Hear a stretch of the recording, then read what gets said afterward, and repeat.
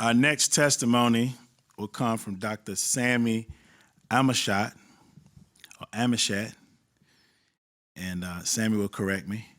He is an expert on various aspects of pharmaceutical and medical device safety and policy, with a focus on the FDA and occupational health, primarily related to federal and state OSHA oversight of workplace toxins and physical hazards.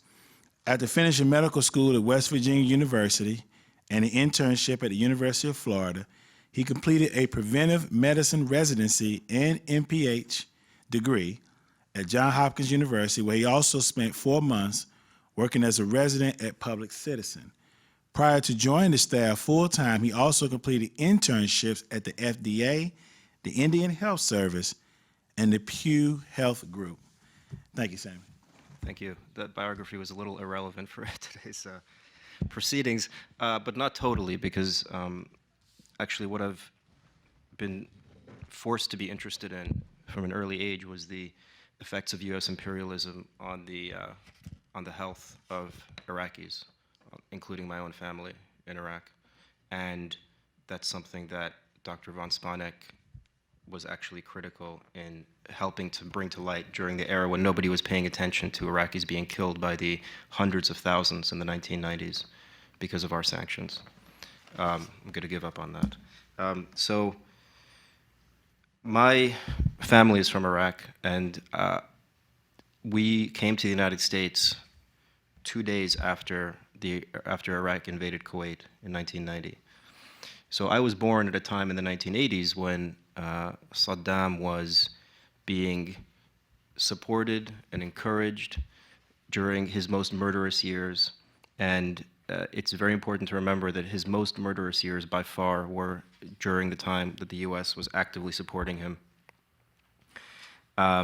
So we came to the United States in 1990, and my whole impression of the United States was colored by what happened in the subsequent months.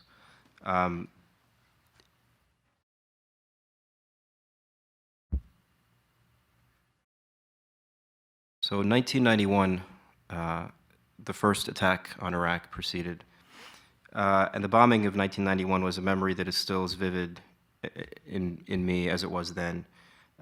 Every night for 2 months, I would watch my mother cry, not knowing whether her family was alive or dead in Baghdad. Her agony was shared by millions of people outside of Iraq. Thanks to the bombing of the phone lines, that was one of the first acts of the war. And everyone for 2 months did not know if they would ever see their family again.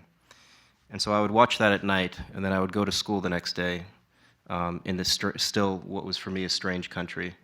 And everyone was either didn't care or they were celebrating what was happening every day to the country of my parents.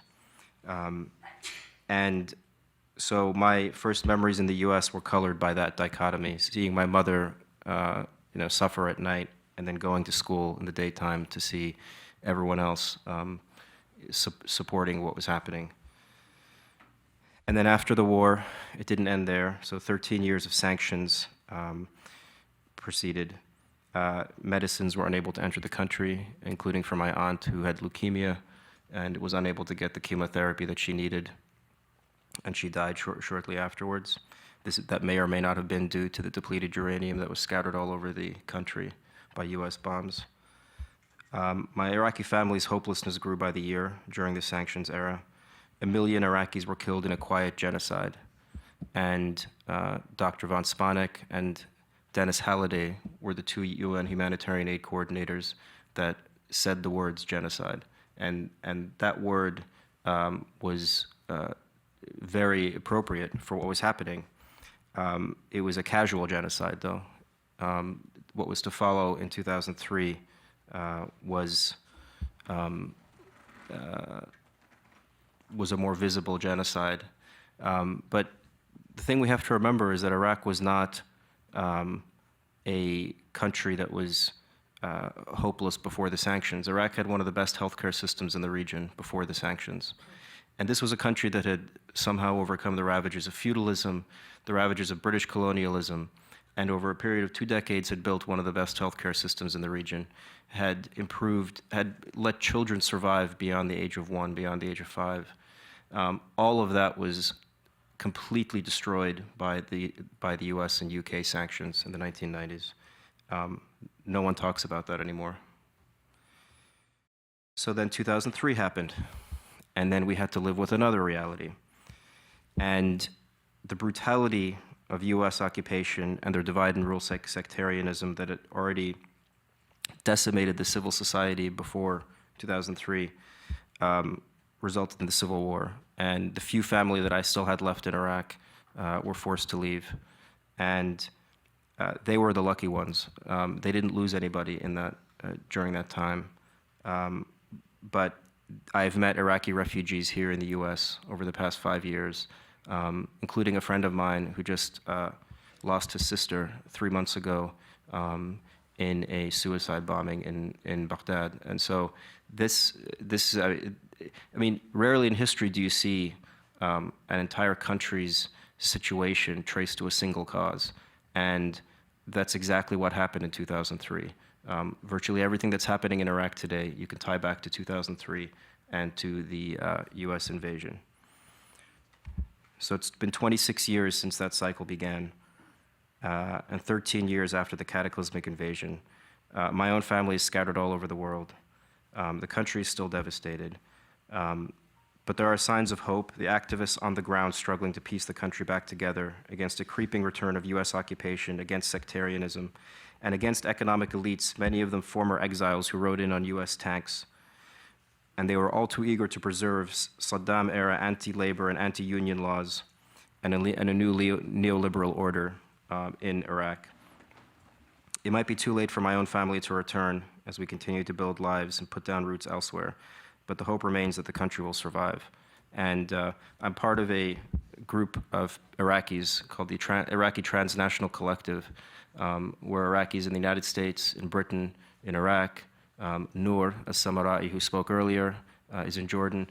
And we're a group of Iraqis who have decided to get together and work on a grassroots level to try our best through solidarity work and through activism here in the US for a free Iraq and to try our best to repair the country after these 26 years. There's one of my colleagues in the Iraqi Transnational Collective, his name is Ali Isa. He wrote a book called Against All Odds, and that documents what's happening on the ground in Iraq, how activists in Iraq, women's activists, queer activists, labor activists are all trying to, and anti-war activists are all trying to, under the threat of ISIS, under the threat of US bombing, and again, under the fiercely classist and reactionary Iraqi government, most of whom were exiles closely tied to the US and UK governments, and who came in after 2003 to try to reverse the limited gains, I'm talking about economic gains, made, yes, during the Saddam era, while there were millions of people being killed and tortured by that government, there was a system being created that was that did lift up many Iraqis. And the people that came in afterwards were the former elites of that country who have tried their best over the past 13 years to reimpose their rule in the country. And Ali's book, Against All Odds, is documenting the resistance to that. And I just wish there were more Iraqis speaking here today, but I do thank CODEPINK for putting this on, and hopefully we can get those Iraqis to speak, including from Iraq next time. And I hope that we can continue this momentum. Thanks.